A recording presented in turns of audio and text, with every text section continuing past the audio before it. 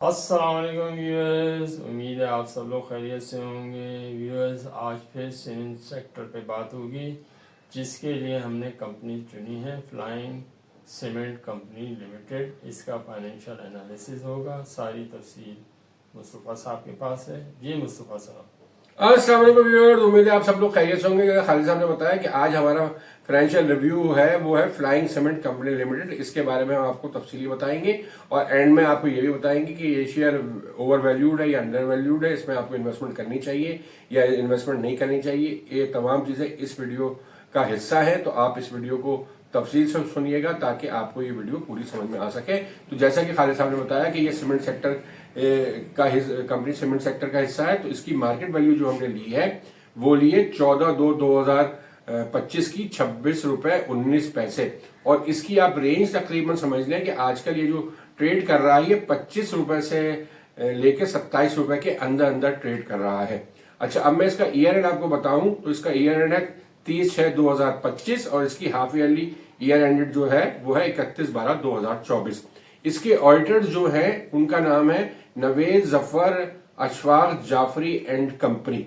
अच्छा, इसकी मैं एक्सपेक्टेड अनाउंसमेंट डेट जो बता रहा हूं आपको वो है 29/2/2025। इसकी लास्ट जो 6 मंथ की अनाउंसमेंट हुई थी वो हुई थी आपकी 29/2/2024 को। तो उसके हिसाब से जो हमें एक्सपेक्टेड डेट इसकी लगती है वो 29/2/2025 के अराउंड इसकी जो है हाफ ईयरली की अनाउंसमेंट आ जाएगी। अच्छा, मैं इसकी फ्री फ्लोट बताऊं तो इसका फ्री फ्लोट जो है वो 35% के पे है फ्री फ्लोट इसका, और इसकी डायरेक्टर्स की होल्डिंग जो है वो है 44.47%। अच्छा, अब मैं इसमें आपको की फाइनेंशियल इंफॉर्मेशन बता रहा हूं जिसमें हम आपको 2023 को 2024 से कंपेयर करते हैं और आपको तमाम जो मेन चीजें होती हैं कंपनी की वो तमाम इसमें हम आपको बताते हैं। तो इसमें सबसे पहले आपको अर्निंग पर शेयर पे बात करते हैं, जो सबसे इंपॉर्टेंट चीज है। तो 2023 में जो इसकी अर्निंग थी वो थी 0.39 यानी कि 39 पैसा, जो कि 24 में कम होके 0.07 यानी कि सिर्फ 7 पैसे रह गई 2024 में अर्निंग। मतलब अर्निंग आपकी और कम हो गई। और जाहिर जब आपकी अर्निंग ही कुछ नहीं है तो आपने कैश डिविडेंड तो आप कुछ नहीं दे सकते। तो इसमें दोनों सालों का कैश डिविडेंड 23 का भी नील है और 24 का नील है। और जब ये आपका कैश डिविडेंड नहीं होगा तो आपकी यील्ड भी नील हो जाएगी और आपका डिविडेंड पे आउट रेशो भी नील ही है। अच्छा, अब मैं आपको डेट इक्विटी रेशो पे बात कर लूं। डेट इक्विटी रेशो इसका जो है 23 में भी 30:70 था, यानी कि डेट 30 था और आपका इक्विटी 70 थी। तो और 2024 में भी इसका यही रेशो यानी कि 30 और 70 का। अच्छा, अब मैं आपको बताऊं मार्केट वैल्यू पर शेयर। इसकी मार्केट वैल्यू जो आपकी 2023 में थी वो थी 6 रुपए 12 पैसे, और जो 2024 में थी 30 जून को वो थी 8 रुपए 72 पैसे। इस मार्केट वैल्यू को आप जरा याद रखिएगा कि 23 में थी 6 रुपए 12 पैसे और 24 में थी 8 रुपए 72 पैसे। अच्छा, अब इसका हाई जो रेट गया है आपका 23 में जो हाई रेट गया था वो गया था 8 रुपए 84 पैसे, और जो 2024 में इसका हाई गया है यानी कि वो गया था 31.90 तक इस शेयर का हाई लगा है 2024 में। अच्छा, इसका लो रेट जो था आपका 2023 में वो था 4 रुपए 61 पैसे और 2024 में इसका लो रेट था 6 रुपए 21 पैसे। अच्छा, इसकी प्राइस अर्निंग रेशो आपको मैं बताऊं, जाहिर है इसकी अर्निंग बहुत कम है और प्राइस इसकी बहुत ज्यादा है। वो यहां से ही पता चल रहा है कि इसके रेट्स बहुत ज्यादा है और इसकी अर्निंग पर शेयर जैसे मैंने आपको बताई बहुत कम है। तो इसका प्राइस अर्निंग रेशियो जो 2023 का था वो तो फिर भी कुछ कदरे बेहतर था, वो था 15.69, और मगर 2024 में इसका जो पी का रेशियो आया है वो आया है 124 का। पी रेशियो बहुत ज्यादा इसका है। पी रेशियो इसकी वजह से ये शेयर जो हमें लगता है ये थोड़ा सा ओवर वैल्यूड लगता है। आगे जाके इसकी हम मजीद आपको बताएंगे चीजें। अच्छा, अब मैं इसका ग्रॉस प्रॉफिट के मार्जिन के ऊपर बात करूं तो इसका ग्रॉस प्रॉफिट मार्जिन जो है वो 2023 का 16.34% था, जो कि घट के 24 में 7.29% हो गया। तो इसका ग्रॉस प्रॉफिट का मार्जिन भी बहुत ज्यादा रिड्यूस हुआ है। अच्छा, इसका करंट रेशो की बात करूं तो करंट रेशो इसका 23 में जो था 0.33 था और 24 में 0.27 हो गया है। अब मैं आपकी थोड़ी सी इसकी ये बता दूं कि इसकी फैक्ट्री कहाँ मौजूद है। तो इसकी फैक्ट्री भी डिस्ट्रिक्ट खुशाब में ही लोकेट करती है। अच्छा, इसमें मैं आपको एक चीज और भी बता दूं कि ये अपने प्लांट को बढ़ा रहा है और प्रोडक्शन लाइन इसकी सेकंड भी आने वाली है। जो इसकी हमें बैलेंस शीट से पता चल रहा है, वो उम्मीद है आपकी कि आपके मार्च अप्रैल में, यानी कि आपके तकरीबन थर्ड क्वार्टर जो इस कंपनी का होगा 2024-25 का, उसमें आने की उम्मीद है। जो इनकी रिपोर्ट में, डायरेक्टर्स की रिपोर्ट में पता चल रहा है, तो उससे इनका एक नया जो प्लांट जो है और इसकी कैपेसिटी बढ़ जाएगी और वो आपका रनिंग में आ जाएगा, अगर एज पर शेड्यूल ये सारे काम हो जाएं।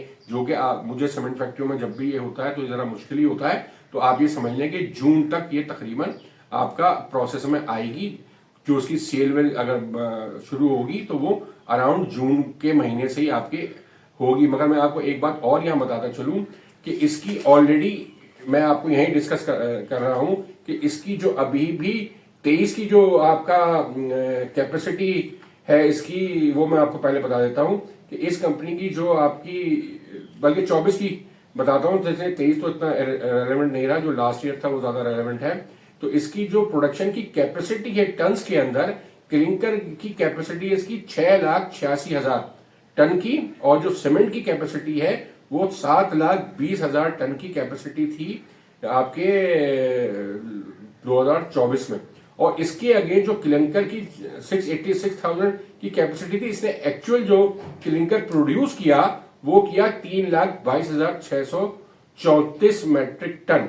यानी कि आप ये समझ लें कि तकरीबन ये 686 का 3,22, अगर आप तकरीबन 50% आपने इसकी प्रोडक्शन की, और सीमेंट में आपने 7,20,000 टन की आपकी प्रोडक्शन कैपेसिटी थी और आपने बनाया 3,21,500 टन। तो ये आपकी 50% से भी कम प्रोडक्शन आपकी हुई। यानी कि आपकी डिमांड इस सीमेंट की इतनी नहीं थी, तो जाहिर है आपकी जब डिमांड नहीं थी तो आपने प्रोडक्शन भी इतनी नहीं की, तो आपकी सेल्स भी उतनी नहीं हुई। तो मुझे एक बात यहाँ समझ में नहीं आती कि आपने नया प्लांट लगाने की क्या जरूरत थी। आप अभी तक अपने जो पुरानी प्रोडक्शन है उसकी आप 100% कैपेसिटी को यूटिलाइज नहीं कर पा रहे। तो आपने जो नया प्लांट आ रहा है आपका, तो उसकी आपको मेरे ख्याल से जरूरत नहीं थी। और इस प्लांट लगाने के लिए कंपनी ने 2 दफा जो है वो राइट शेयर इशू किए। एक इशू किए 19/1/2022 को, यानी कि 75.98% राइट शेयर का इशू किया, और एक किया था इससे पहले 10/3/2021 को, और वो किया था आपने 113.64% के आपने राइट शेयर दिए थे। तो इन राइट शेयरों से आपको पैसा मिल गया। आपने प्लांट लगाने में जितनी भी आपको टाइम लग रहा है, सारे ये पैसे आपके जब आ गए कंपनी में तो आपके नंबर ऑफ शेयर्स बढ़ गए। जब नंबर ऑफ शेयर्स तो आपके बढ़ गए मगर आपकी प्रोडक्शन नहीं बढ़ी, आपकी सेल्स नहीं बढ़ी, तो वो रेवेन्यू का पार्ट पैसा अब तक नहीं बना है। तो ऐसा कि मैंने आपको बताया कि इन्होंने इतने राइट शेयर इशू करके प्लांट की कैपेसिटी तो अब तक नहीं बढ़ी है, शायद आपके जून 25 तक बढ़ जाएगी, मगर इतने अरसे में आपके नंबर ऑफ शेयर्स बढ़ गए। तो आपकी जो अर्निंग हो रही है वो पिछले प्लांट से ही हो रही है, और वो भी जो आपकी प्रोडक्शन है वो 50% ही हो रही है। जाहिर है अभी तक आपका नया प्लांट ऑपरेशनल जब नहीं हुआ, दूसरी लाइन सीमेंट बनाने की जो आप ले रहे हैं, तो उसकी वजह से आपकी अर्निंग पर शेयर में कोई इंपैक्ट नहीं आया, और वो अभी तक आपकी सेल भी कम हो रही है और उसकी वजह से प्रोडक्शन भी कम हो रही है। मेरा अपना जाती ख्याल ये है कि जो इसकी कंपनी के ओनर हैं उन्होंने ये सोचा था कि जब हमारी कैपेसिटी बढ़ जाएगी तो हमारी सेल भी बहुत ज्यादा हो जाएगी, या पाकिस्तान में बहुत ज्यादा कंस्ट्रक्शन का काम हो जाएगा। आपका जो बजट है उसमें बहुत ज्यादा जो है इस टाइप की चीजें शामिल हो जाएंगी, बड़े डैम्स वगैरह की कंस्ट्रक्शन होगी, कोई ज्यादा इस टाइप के गवर्नमेंट के प्लान होंगे जिससे आपकी कंस्ट्रक्शन एक्टिविटी को बहुत बूम मिलेगा। तो उस वक्त आपके और बाकी सीमेंट कंपनीज ने भी अपने प्लांट की कैपेसिटी बढ़ाई थी, मगर वो उस प्लांट को यूटिलाइज करने की पोजीशन में आ गए हैं। उनकी भी अभी प्रोडक्शन कम है जो जितनी होनी चाहिए, मगर फिर भी उनकी अर्निंग ज्यादा बेहतर है।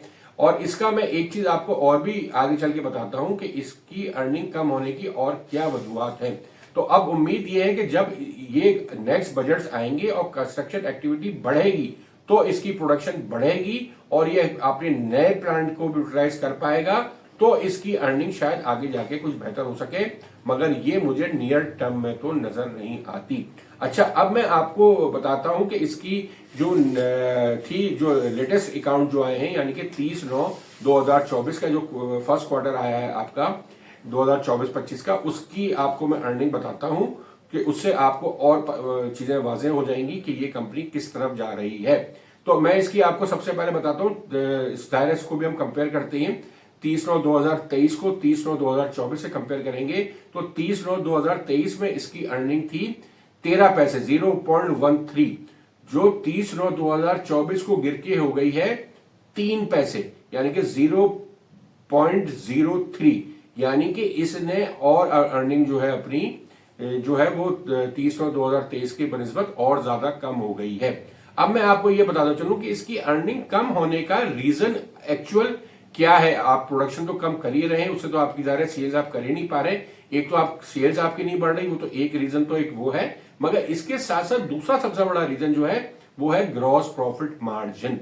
इसका ग्रॉस प्रॉफिट मार्जिन जो मुझे लगा है, हमने अपनी पिछली सीमेंट की काफी कंपनियां हमने कवर कर ली हैं, उसमें सबसे कम मुझे इसका ग्रॉस प्रॉफिट मार्जिन लग रहा है। और इस क्वार्टर में गिर के इसका ग्रॉस प्रॉफिट मार्जिन हो गया है 5.98%, यानी कि इसके फर्स्ट क्वार्टर में जो इसका ग्रॉस प्रॉफिट मार्जिन आया है वो सिर्फ 5.98% आया है। और मैं आपको पिछला इसका अगर बताना चाह रहा हूं दोबारा कि इसकी जो 23 में था वो ग्रॉस प्रॉफिट मार्जिन था 16.34%, जो रिड्यूस हुआ 24 में आके 7.29%, और इस क्वार्टर में रिड्यूस होके हो गया है 5.98%।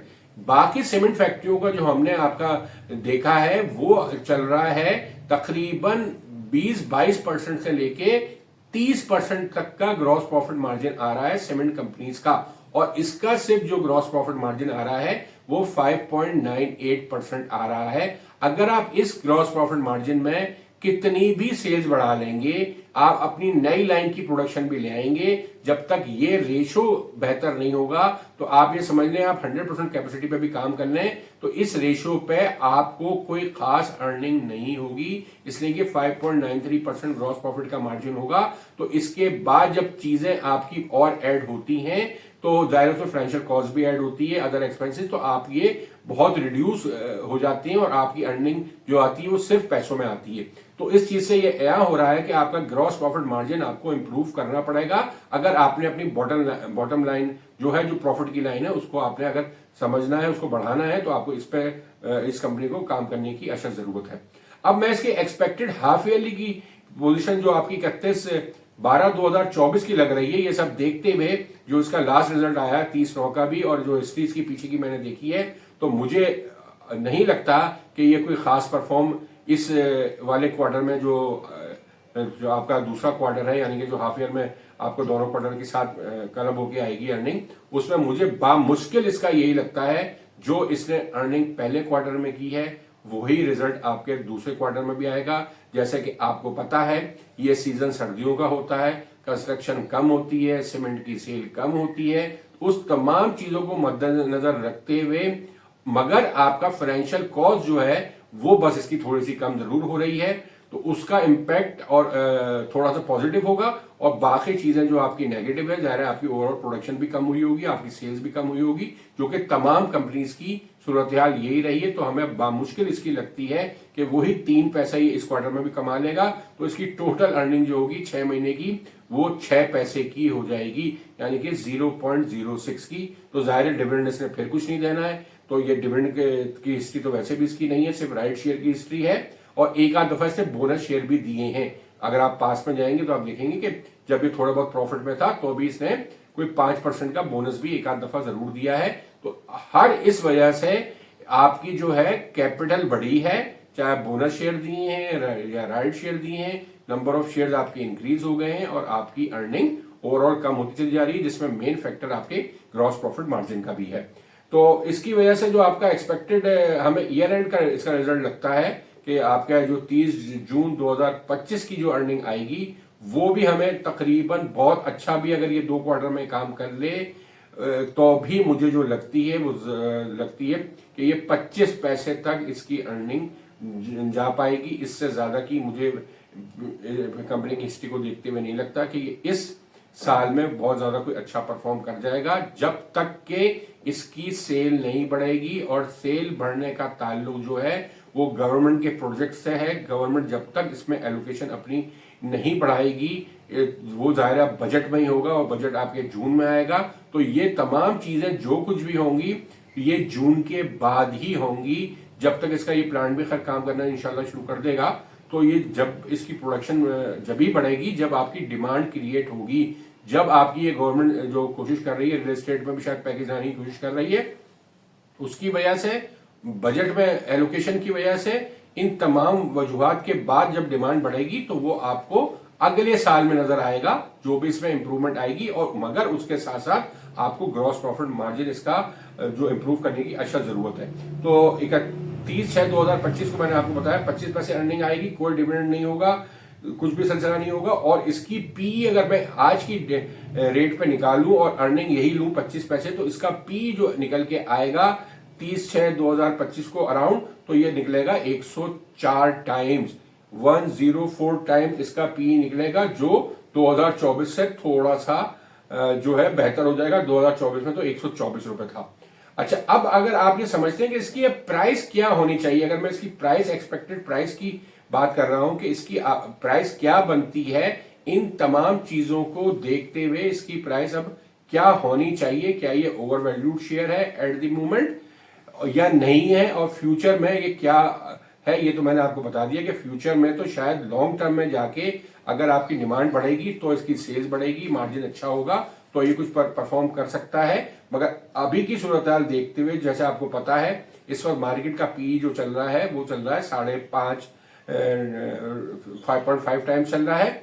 और जो आपका एवरेज पी जो हमने पास में भी सीमेंट फैक्ट्री कंपनीज के रिव्यूज किए हैं, तो उसको देखते हुए जो हमें ऑन एवरेज लगता है वो तकरीबन पी लगता है 9 रुपए का। सीमेंट सेक्टर का पी 9 रुपए का लगता है। अगर मैं इसका 9 रुपए की पी पे प्राइस निकालूं, 0.25 पैसा अर्निंग इसकी अगर आती है, तो इसकी 0.25 को अगर मैं 9 से मल्टीप्लाई करूं तो इसकी वैल्यू बनती है 2.25 रुपए, 2.25 रुपए।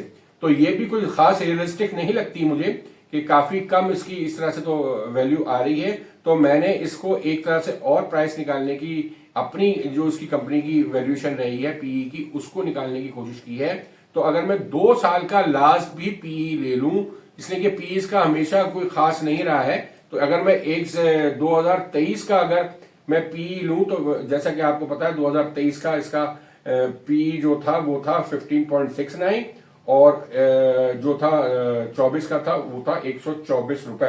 तो अगर मैं इसको भी एवरेज कर लूं तो इसका एवरेज जो बनता है वो 70 बनता है, यानी कि 70 टाइम्स का पी बनता है। इन 2 सालों को एवरेज करके मैं इसकी अगर मैक्सिमम जो भी कैलकुलेशन बनती है, तो उस पर भी अगर मैं इसको काउंट करने की कोशिश करूं या इसकी वैल्यू लगाने की कोशिश करूं, तो 70 के पी पे अगर मैं 25 पैसे अर्निंग इसकी लगा रहा हूं जो इस साल में एक्सपेक्टेड है, तो अभी ये 17.5 रुपए की इसकी प्राइस निकलती है।